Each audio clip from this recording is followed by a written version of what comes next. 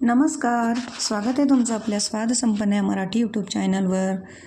आज आपण करणार आहोत जेव्हा भाजीला काही नसतं तेव्हा होणारी भाजी म्हणजे कुरडईची भाजी. आपल्या घरामध्ये कुरड्या तर असतात वर्षभरासाठी करून ठेवलेल्या, त्यापासून आपण कधीही भाजीला काही नसेल तेव्हा ऑप्शन म्हणून ही भाजी करतो आणि खायला एकदम चविष्ट मस्त अशी ही भाजी आज आपण करून बघणार आहोत. तुमची कशी पद्धत असेल पण ही माझी पद्धत आहे, या पद्धतीने करून बघा, तुम्हाला पण ही भाजी नक्की आवडेल.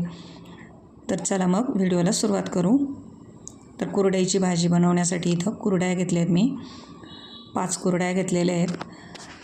माझ्याकडे कुरडईचा भुगा नव्हता, तुमच्याकडे जर कुरड्यांच्या खाली भुगा असतो तो असेल तर तुम्ही तो वापरा, पण माझ्या कुरड्यांचा भुगा नव्हता म्हणून मी ह्या पूर्ण कुरड्या घेतलेल्या आहेत आणि ह्या 5 कुरड्या आहेत.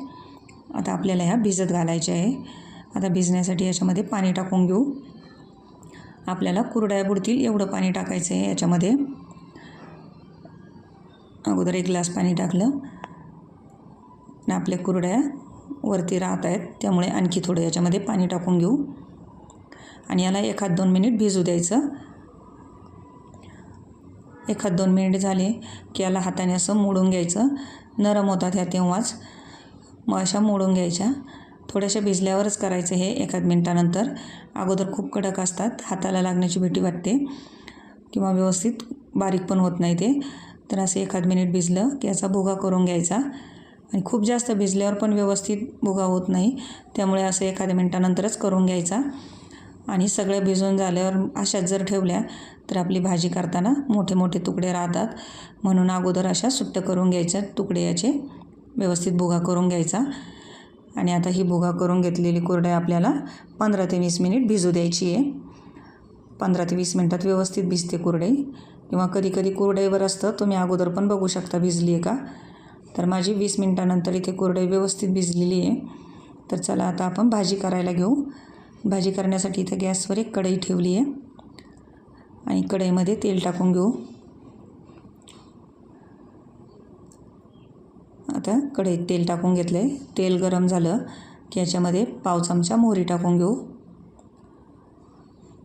मोहरी छान तडतडू द्यायची. मोहरी तडतडली की याच्यामध्ये पाव चमचा जिरं टाकू. जिरं पण छान फुललं की याच्यामध्ये अशी उभी कापून घेतलेली मिरची टाकून घेतली मी. ते तुम्हाला टाकायची नसेल तर नाही टाकली तरी चालेल. इथे कढीपत्त्याची पानं टाकलीत 5-6 आणि एक मध्यम आकाराचा कांदा चिरून घेतला आहे, तो टाकला. आता याला परतून घ्यायचं आहे. आपल्याला कांद्याला सोनेरी होईपर्यंत परतून घ्यायचं आहे. एकसारखं हलवं त्याला परतून घेऊ.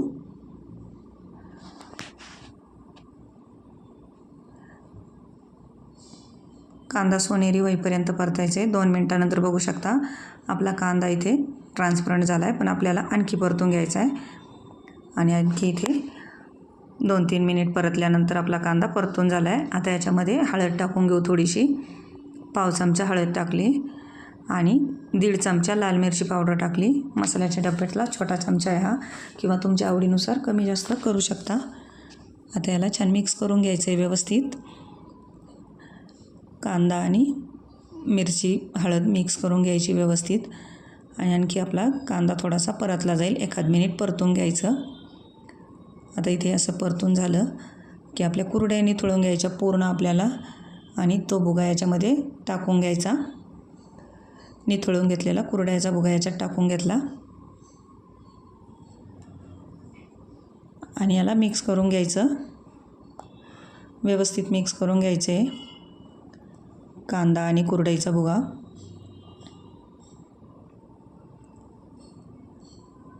सगळं एकजीव झालं पाहिजे, अशा पद्धतीने मिक्स करून घ्यायचं.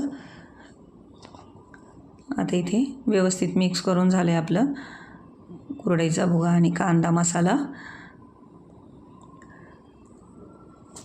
याच्यासाठी खूप जास्त मसाले लागत नाहीत किंवा खूप जास्त असा वेळ लागत नाही आणि एकदम झटपट सोप्या पद्धतीने होणारी भाजी आहे. आता याच्यामध्ये थोडंसं मीठ टाकायचं आहे. मीठचं तुम्ही बेतानेच टाका, कारण आपल्या कुरड्यामध्ये अगोदरचं मीठ असतं, त्या हिशोबाने मीठ टाका. चवीनुसार थोडंसं मीठ टाकून घ्यायचं आहे, फक्त आपल्या कांद्यापुरतं. आणि याला व्यवस्थित हलवून मिक्स करून घ्यायचं आहे. बघू शकता वाफ पण निघते याच्यातून. आता आपलं हे मिक्स करून झालं. याला 2 मिनिट झाकून ठेवू आणि 2 मिनिटानंतर बघू. आता 2 मिनिट झालेले. इथं झाकण काढून बघू शकता रंग खूप सुरेख आला आपल्या भाजीला. आणि ही भाजी शिजण्याची फार काही गरज नसते, कारण आपल्या कुरड्या अगोदरच शिजलेल्या असतात आणि त्यात भिजवलेल्या असतात आणि कांदाही परतून घेतलेला आहे. त्यामुळे फक्त 2 मिनटासाठी याची वाफ काढून घ्यायची आपल्याला, म्हणजे आपली व्यवस्थित कुरडईची भाजी तयार होईल.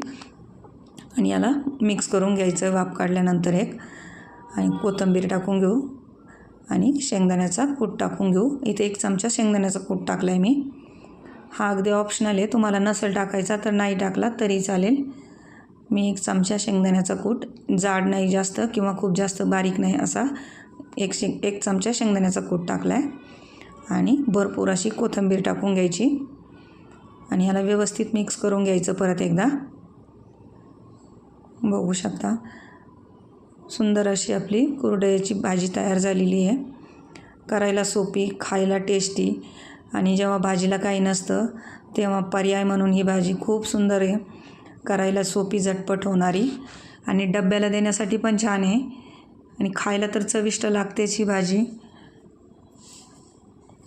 तर अशी ही सोपी आणि झटपट होणारी भाजी या पद्धतीने तुम्ही कधी केली नसेल तर नक्की करून बघा, खूप छान लागते.